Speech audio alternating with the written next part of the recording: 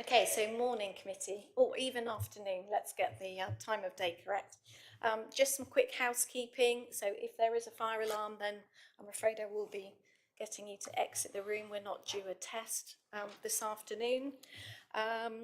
We are here at East Devon District Council this afternoon because the chair's normal building, the room is not available, and we'll go through that in the agenda as our first item so that we can skip through that part of the terms of reference of the executive committee. So, Chair, if you would like to introduce yourself and take us through the agenda. Thank you. Okay, thank you. So, welcome to a meeting of the South and East Devon Habitat Regulations Executive Committee on Thursday, 24th of October, 2 p.m. My name is Councillor Jackie Hook. I am from Teignmouth District Council, where I am the Executive Member for Climate Change, Environment, Flood and Coastal Risk Management. First item on the agenda today is the suspension of Rule 4.2 as permitted by Rule 21.1 of the Terms of Reference and Rules of Procedure of the Executive Committee, and asking for your permission that due to the unavailability of meeting space at the offices of the Chair, that Rule 4.2 be suspended in order for the meeting to take place at these offices, East Devon District Council. All agreed? Well, we're here, so there we are. Okay. Item 2 on the agenda is the minutes of the previous meeting, which was held on the 24th of April 2024. Well, 2 of us weren't here, but can one person? Can I post it? See, I'm the only one who posts it. Yeah, is that okay? Okay. Do we do matters arising or not? Just, no? Okay. Item number 3 is any apologies? So we only have apologies from Neil Harris, who couldn't be with us here today as the Habitats Officer. Thank you, Chair. Okay, and next is item 4, declarations of interest, if any. No? Okay, thank you. Number 5 is public speaking. Do we have any public speaking? No public speakers registered, Chair, and to save you some time, we have no matters of urgency either. Thank you. And item 7 is confidential exempt items. Do we have any? No, Chair, no exempt items today. Thank you. So on to item 8, which is the 2023-24 Annual Business Plan Annual Report. And I think Naomi's going to speak to that one. Thank you. Thank you, Chair. So this first report is an update of the progress that we've made as a team on delivery of the ongoing mitigation measures which were set out in the previous annual business plan.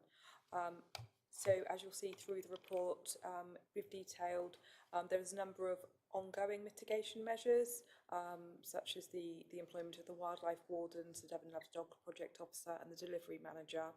And it also sets out the detail of where we've completed projects and where projects have been delayed. And you'll see in the footnotes that where projects have been delayed, there's clear reasons why that work has been delayed and it will be completed in the near future. Thank you, Chair. Thank you, Naomi. Any questions, comments? Can I make one then, please? I noticed for Dawlish Warren that there were, maybe I've missed this somewhere, but there was due to be a regular newsletter, also changes to car parking management, but they're both on hold. Can we just have an update on how those are progressing? Thank you, Chair. With regards to the newsletter, that was on hold due to staffing resources within the range team at the Warren. I believe that team is now back to full size, and so we will contact them again regarding that item. With the car parking works, I believe that's on hold due to a request from Teignmouth District Council, but I will check prior to the next meeting. Okay, thanks, Naomi. So if there's no other comments or questions, the recommendation is, let me go, oh, it's at the beginning, hang on. Recommendation 1 is to note the progress made in delivering the 2023-24 annual business plan, and also to note the status of mitigation measures from each of the plans, as well as explanations given for measures subject to delay and revised completion dates. Are we in agreement? Okay, that's unanimous, all three of us.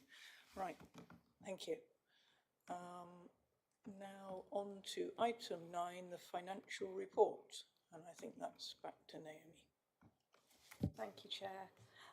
So this is an annual update on our financial position for mitigation works across the 3 authorities based upon developer contributions made to the 3 authorities following the determinative planning applications.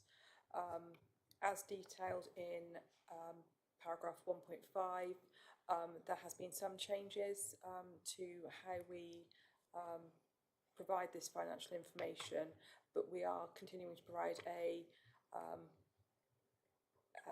detailed approach to an overview of the financial information required, and it's being done in a very conservative way to ensure that we're only spending appropriately to the budgets that we receive for this partnership. Thank you, Chair. Okay, thanks, Naomi. Any comments or questions?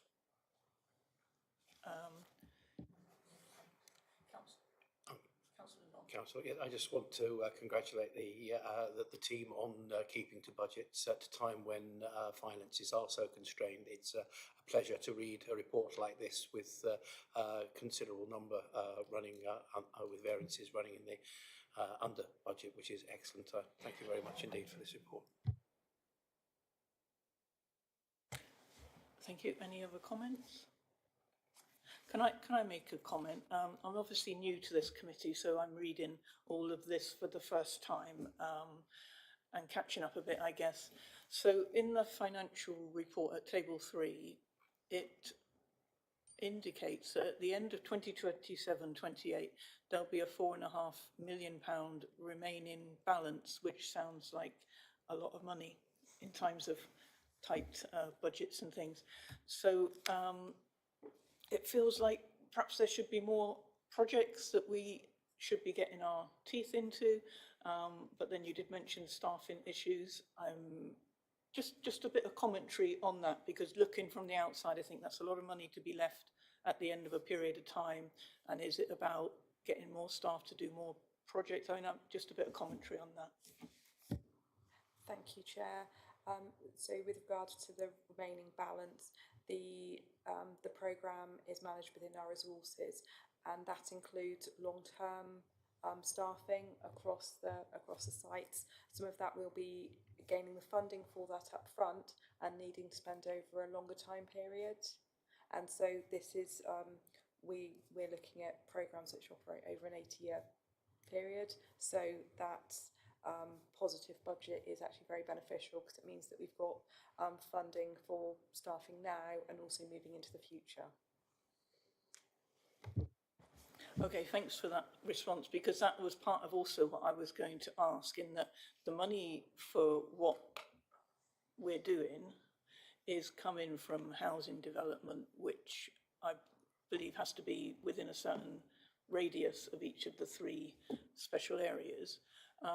There will come a point when all the potential housing in those areas will have been built out, and presumably that's when the money comes to an end, but the ongoing mitigation of all those people will be required forever. So that is essentially what you've just told me, is that money is there for the future. Yep, that's fine, then that's how I understand. Okay, so we need to, oh, sorry, Councillor Young. No problem. Yeah, I wonder if we could separate the remaining balance to have it sort of listed as the current needs, and then for the long-term future. So now some people might look at this and think, blimey, they're not spending much money, and there's not much money going around, so why are we hanging on to it? So if we put it into a sort of ring fenced and describe it, we won't get the questions. Okay, Naomi, can you respond? Thank you. Thank you, Chair. I will discuss that with our finance team to see if we can display it in a different way. Certainly that remaining balance is in a ring-fenced account when it comes into the authority, but I can look at our financial reporting and see if we can communicate it more effectively through this report. Thank you, Chair. Yeah, thank you. I mean, I think that would be helpful. You know, me as a layperson asking that question, anybody else might do as well as from the public. So I think if that's possible, that would be helpful. So just go back to the recommendations. Recommendation 1, it is proposed that the Executive Committee notes the update on the overall financial position, including contributions received, expenditure and anticipated contributions from signed Section 106 and SIL. Number 2, notes the expenditure against budget for the 2023-24 annual business plan and reasons given for variance. Have I read the right thing there? Yes. Yeah, good. Right, everybody in agreement? Okay, thank you very much.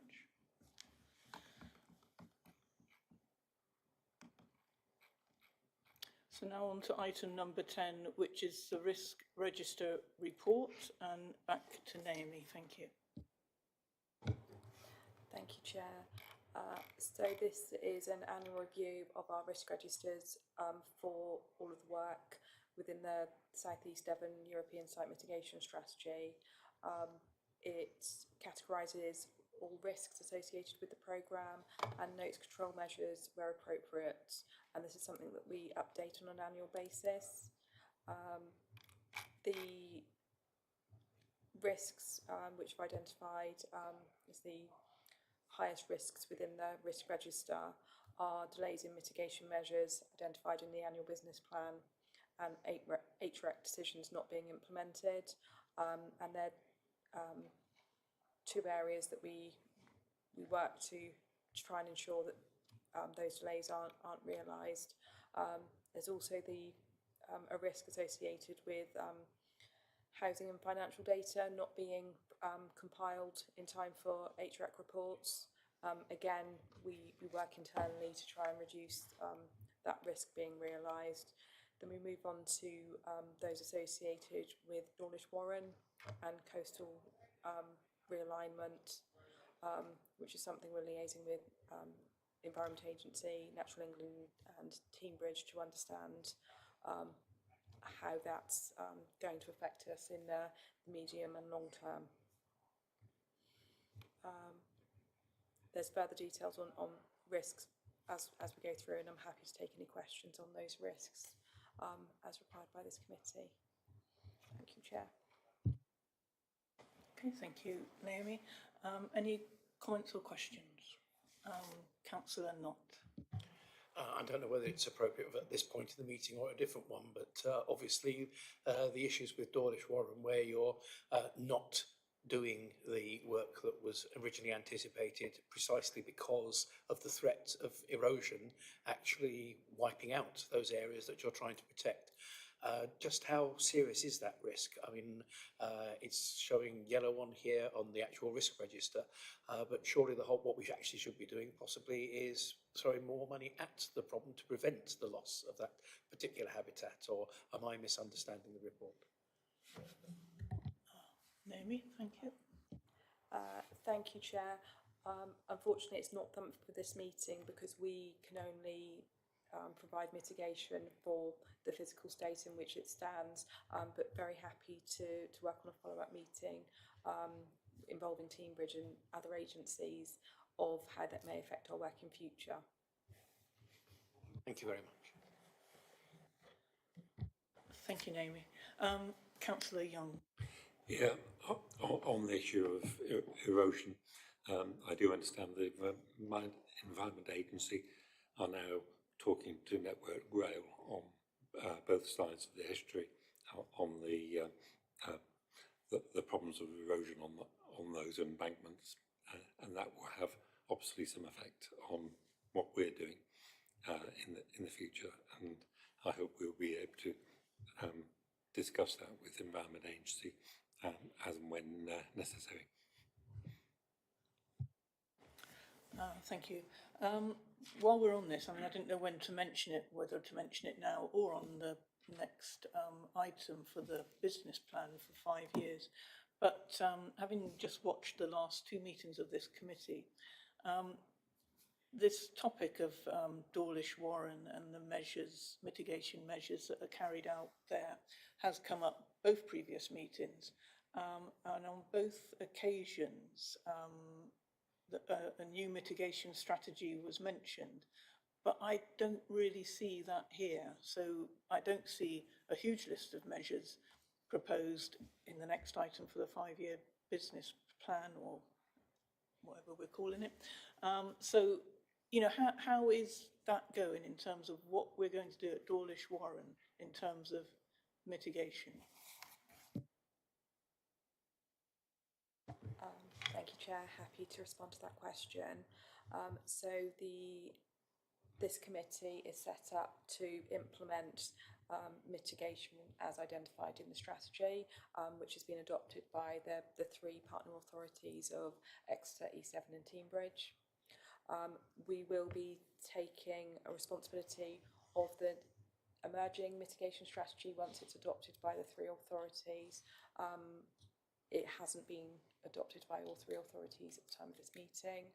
We expect that to be adopted, and then we'll look at transitional arrangements for working both this mitigation strategy and the next mitigation strategy to ensure there's appropriate mitigation on site from the development arising from the 3 authorities. I might come back to it when we're talking about the next item. Any other comments on this item? No. Okay, I'll just read out the recommendations. So it's proposed that the Executive Committee, number 1, notes the identification, categorisation and prioritisation of risks as recorded in the accompanying risk register associated with delivery of the South East Devon European Site Mitigation Strategy. Number 2, notes the control measures in place to mitigate the risks identified. Number 3, receives an updated risk register report in 12 months. Are we in agreement? Okay, thank you.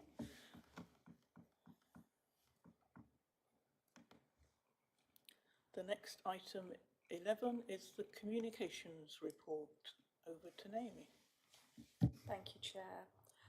So we've had an extended communications report for the period of March 2023 to August 2024, given timing of the meeting, so we wanted to provide as much information to this meeting as possible on our comms work. If you can note in the summary in the changes to how we provide analytics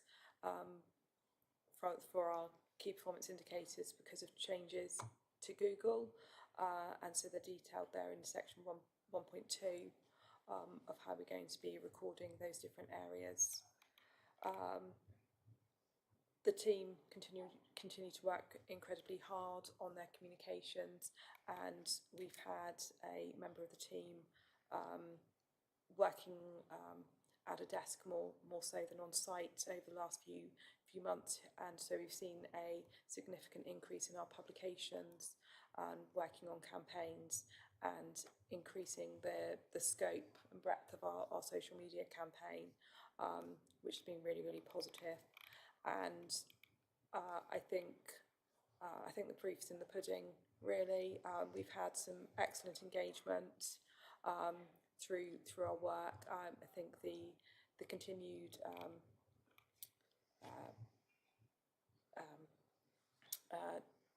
TV coverage of our work, the press releases and our social media channels going from strength to strength really demonstrates the hard work that's being undertaken by that team. But with the limited communications resource that we have for that team, it's unlikely that we'll be able to see further significant growth on this area of work. Thank you, Chair. Thank you. Any comments, questions? Councillor Knott. Thank you again. Thank you very much for this report. I'm quite interested in the social media statistics. A huge surge in December in engagement. Was there a specific campaign or sequence of events that caused that?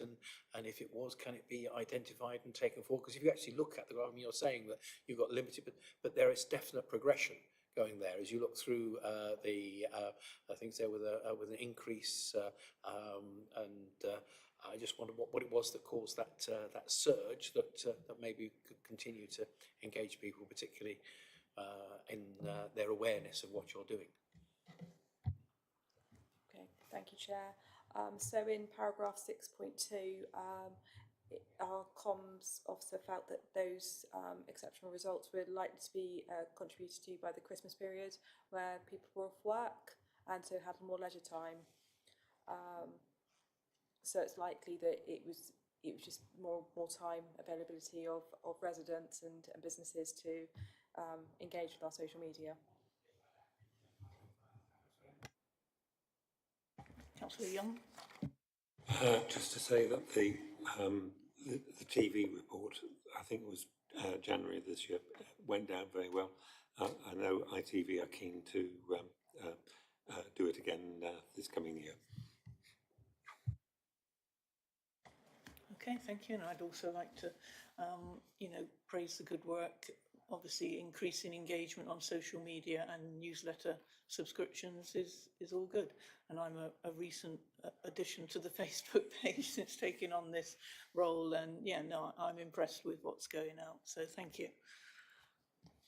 All right. Oh, we do need to, let me read the recommendations. It is proposed that the Executive Committee, number 1, notes the results of the communications report for the period March 2023 to August 2024. 2, receives an annual communications update within the annual progress report for future meetings rather than as a separate report. I'm happy with that. Okay, are we all agreed? Okay, thank you for that.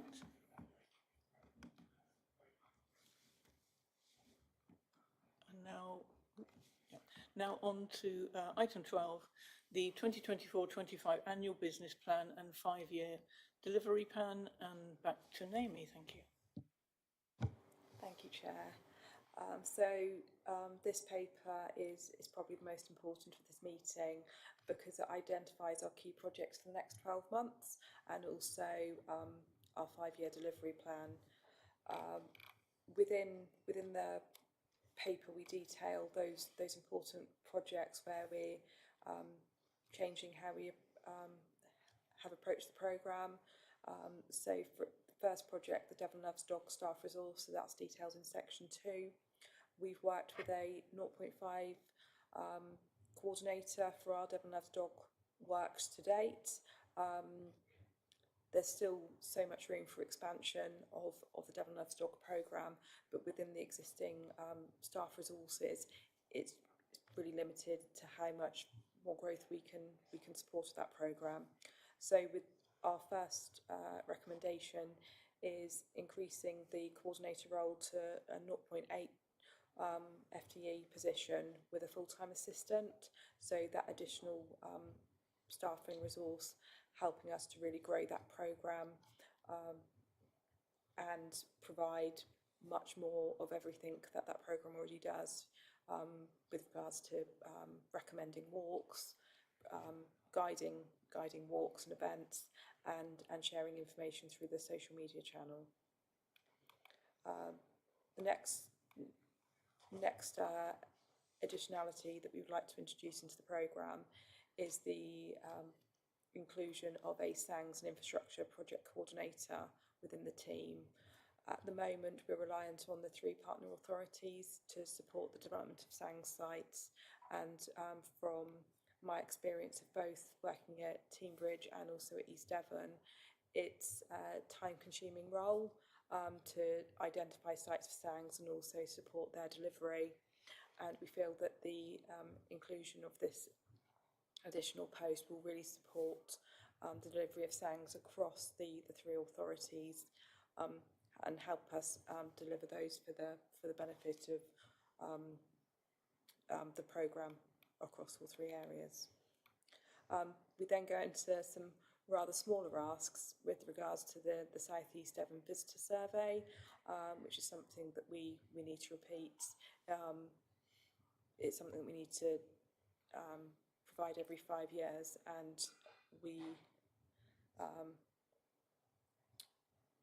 found that the monitoring undertaken in 2020 may have skewed results because of being in the pandemic time. So we'd like to undertake a 2025 survey to capture a much more typical visitor behaviour. That's going to be particularly interesting as we've seen much higher visitor numbers on all of our protected sites following the pandemic, and it would be good to understand if those patterns are continuing, and just understand why some of those have emerged and are continuing. Moving on to changing boats, we've been really proud of the boat that we acquired for this programme. However, it's not providing the best mode of transport for our work on the estuary, as it's due to the cabin on the boat. It gets affected by wind during the winter months when we have to have that highest presence on the estuary. And so we're proposing to part exchange our current boat for a rib, which is not going to have such good protection for our wildlife wardens during the winter months, but it is going to mean that they're much more able to be out in a greater variety of weather conditions, and it really help improve our patrolling.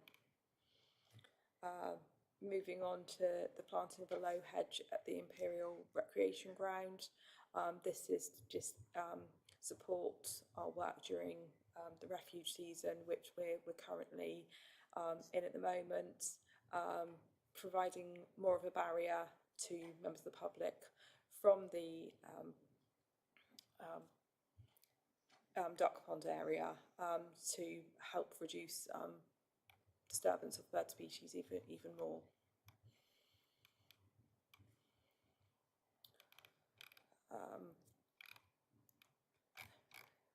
Then this going on to the Dawlish Warren beach management scheme, and details of the work around that. So we are considering the Dawlish Warren and the beach management, and making sure that any investments we make through this programme are really cost effective and impactful in terms of our mitigation.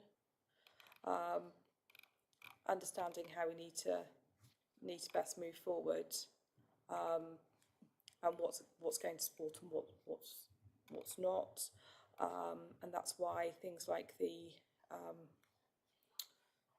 audit of information boards at the Warren is going to be beneficial, whereas other measures, given the significant changes around the Warren, are not being extended. Happy to keep on going through in detail, but I'm quite conscious that most of the committee will have read the agenda, and if there's some projects where I feel like I was adding additionality, others probably less so.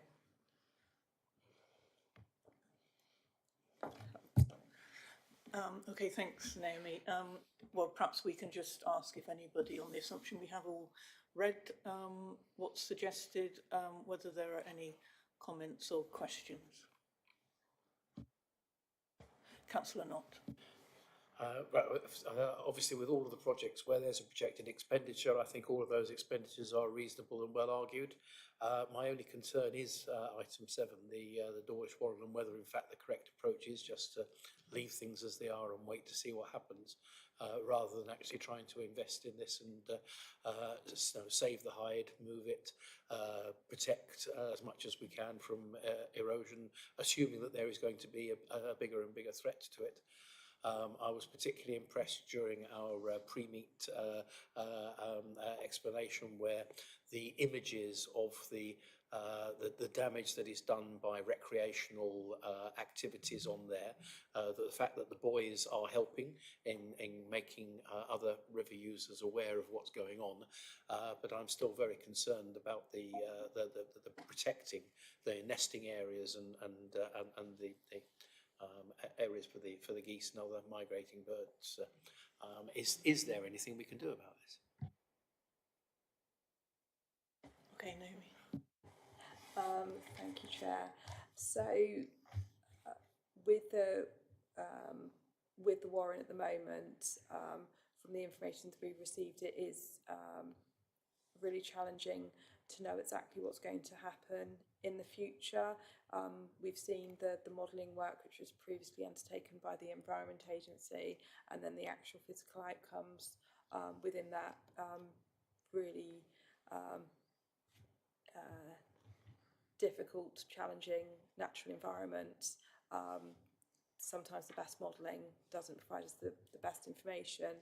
I think our recommendations this year, based upon our knowledge of what is happening at the Warren, is the best course of action, but something we're very happy to review on an annual basis. And so if additional expenditure is needed within that geography, that we include it within the programme. And we've got the opportunity as we're reviewing this on an annual basis. Thank you very much. Obviously, I'm very concerned. I'm glad that you are effectively as well and accept what you're saying. Thank you. Yeah, just my area of concern is the same as well. Can I ask a bit about the new mitigation strategy then? Who is doing that work, and when can we expect the results? Because, you know, bearing in mind that it's reported here that environmental targets are not being met. So essentially we are not doing the job that is required of us, and that's been for some time now. So when can we expect some projects that will lead to mitigation? Thank you. Thank you, Chair. So the mitigation strategy work is being undertaken by Footprint Ecology. That work has been completed. I'm not sure where that is on the schedules for the three authorities for adoption, but that will be going to each of the three partner authorities through Cabinet or Council meetings for adoption. I can check on that scheduling and come back to the three of you after this meeting. Okay, thanks, Naomi. I think that will be helpful because I think these are urgent issues, as you mentioned, that have been going on for too long. In a way, it's the physical environment that's causing the trouble, not actually human beings in this case, but the money to deal with it is coming from housing development. So, and you know, we do have, I guess, a legal requirement to ensure that habitat mitigation takes place. So I think we should take this seriously, and if we can have an update on that, that would be useful. So from what you're saying, even though it's a 5-year plan, every year we get the opportunity to input and change it. Yeah, okay, good. Let me just read the recommendation. So it is proposed that the Executive Committee approves the 2024-25 annual business plan, which is Appendix A, and the commitments and actions set out therein. Number 2, notes the updated 5-year delivery plan, also shown in Appendix A. Number 3, approves that the projects detailed within the report at section 7.2 at Dawlish Warren are discontinued and funding is reallocated to future mitigation strategy projects there in areas less at risk from wave and storm erosion. Are we all in agreement? Chair, can I propose a slight amendment to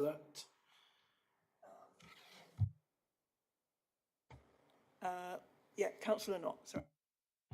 I would like to see proposal 3 strengthened to say that a report will be made on at least an annual basis, if not more regularly, because my reading of this is that we're accepting a 5-year delivery plan, and then effectively we're postponing any decision on Dora. I know that we've been assured that there will be a report back, but I would like that to be in recommendation 3 as a reinforcement. Just simply to add in the words subject to regular reporting back to this committee. Okay, I mean, that sounds reasonable. You just put that in 3, even if it's something that is done regularly, just to add into recommendation 3 in reviewed on an annual basis. Sorry, Naomi. I'm just going to ask Rebecca of best way of handling that within recommendation 3.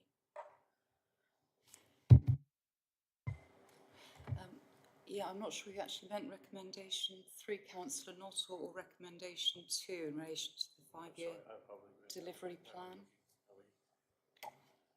Because recommendation 3 really just deals with Dawlish Warren, doesn't it, I think? Yeah, that's the section that I was concerned about. It is. Oh, okay. Sorry, apologies. What I was reading into that we're approving that my apologies. Yeah.